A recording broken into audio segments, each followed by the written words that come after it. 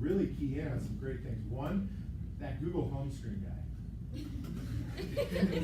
Now, at the same time, I've seen how you work, and there are moments where you're staring at the same screen for a while, going through emotional crisis. There are many, I'm like, okay, it's all right, it's okay, right?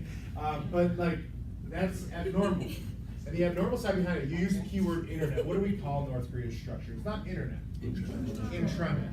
Meaning, it's an umbrella. It's controlled within their country, where you've got a couple dozen websites they're allowed to go to. But why would they show you a guy on the Google home screen?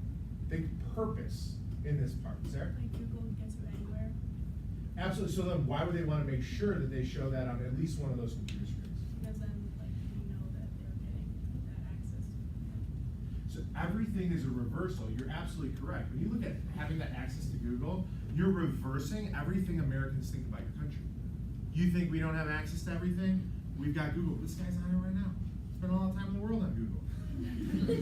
Even though he doesn't, you think he would have been coached better, but are they going to say, well, this is the moment where, you know, we want you to follow this click pattern?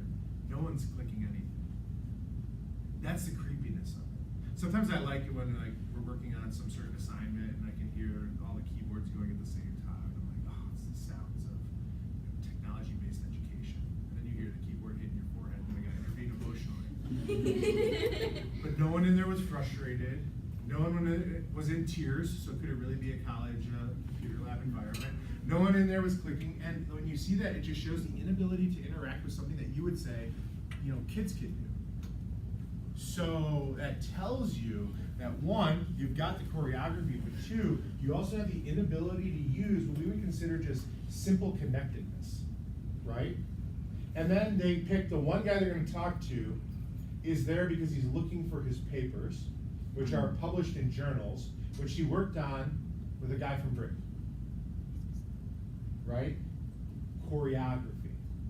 It's the one person in the room, and did you notice anything about his fashion style? He was wearing a suit like a man. He was wearing a suit and tie to go and check out his papers with a red pin with 2 leaders on it. Which means he's chosen to live in Pyongyang, he is an elite in Pyongyang, and every person you heard speak was going to be wearing that pin, including Kim Jong-un, because you've earned your way into the party. So he's an insider.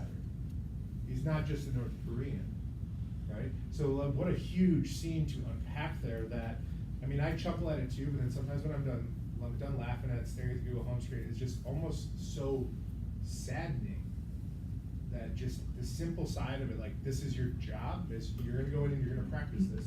And they did practice this, I can guarantee it. Because they're the only country in the world that can say, this is what you're gonna do for us. You're gonna become very good at it, so when we take people on a tour, you would get to see that. Okay, Grand People's Study Room is something that's part of every tour. Go ahead. Yeah, so is it okay if it's like about a different scene? Oh yeah! Okay, so like that last scene at the end, like I think was the most powerful to me at least, because it was candid. Like it was part of it. At least I think it wasn't choreographed. Like even the guy that was like running it said like, you know, like all things aside, like this is really cool because it kind of like showed you that like they're not like just propaganda fueled machines. Like they're actually people, and it was like very candid. It seemed very real. It was just like little kids like spinning a basketball, and it's like these are things that actual people are doing. They're just like us. They're just like in a completely different environment, in a completely different state, where like they're taught that Americans are like awful, but then when they're actually with Americans, they're realizing, you know, like there are similarities there. I just thought that was really I cool. love that you love that scene because I love that scene. It's my favorite part. It's the reason why I show this every year. Is like that scene specifically. You can tell I get goosebumps every time I think about it. Every time I watch it, I watch this over and over and over. But is it candid? And like Nolan, I am so with you, and no joke. Like I build these things into class all the time, and one of the things that I constantly talk about, and I remember in the back right corner of my room, E-period last year, as soon as I was talking about the scenes in the same like romantic perspective, emotional perspective you just did, and it said, there's no way that's real. There's no way they're just going to allow them to stop the bus at a random location and talk to people that are not put there to say that or do that or be that. A 4-year-old said, "Welcome to our country." No 4-year-old would ever say that. But if it's the first time you ever see an American, and you know that that's something that's highly legal, it could be a possibility, right? If you were 4 and we've seen it with like the Pope visiting the United States. There's that picture of the little kid dressed like the Pope, and he looks at him and like shakes his hand, becomes very adult for a minute. I'm trying, Scott. Like, I really want that to be something human. It's not. Why would they I just stop? thought it was- Here's my deal, okay? There's a moment there. Maybe the entire thing is not human. It's, But the whole thing is there's- like the kids did get the experience of that. You can't like take childhood completely out of a kid. And that moment where she's standing there, she's chewing gum, and he spins the basketball on her finger, and she's just watching it mesmerized. Yeah. And then when the basketball falls off, she's like, it's like for 1 second, like you see a child there, and you humanize a country that we do nothing but dehumanize. And the only way to fix inhumanity is with humanity, but you can't provide humanity unless you humanize something. And I'm looking at it, and you're telling me it's planned. You're ruining everything for me. Nolan, I'm with you. I'm having a hard time with this. Because then I watch it over and over, and I'm thinking about my own advice. It's like, question everything. It's like, this is planned. Even that kid's coat was like perfectly worn. I've slowed this down. I'm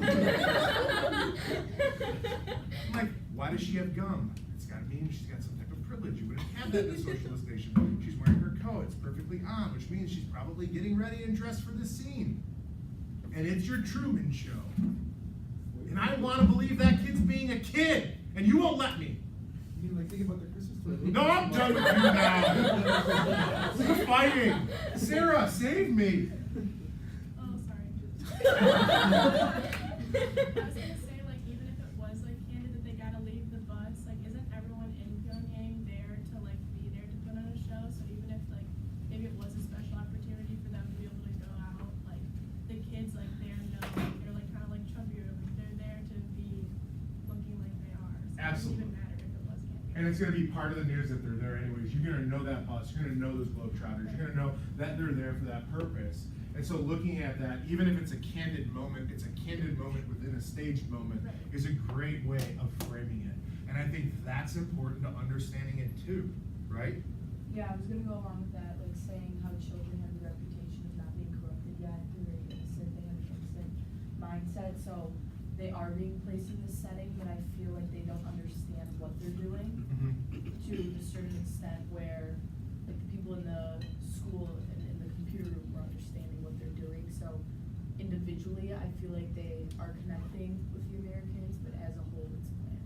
Okay, so then, and I like that too, is just looking at the difference in who you're coming in contact with in this trip allows you to gain different depths, right? But at the same time, we watch the cartooning system. We know that cult of personality is embedded from birth. So how much do these kids really understand in what they're doing, right? Go ahead. I was gonna ask if we can move on to the next. You want to do a different scene? Go Yeah. for it. I thought something that was really interesting was there when they walked into the grocery store. Yeah. And there were a ton of people working, but no one was shopping. It was literally the scene from the interview.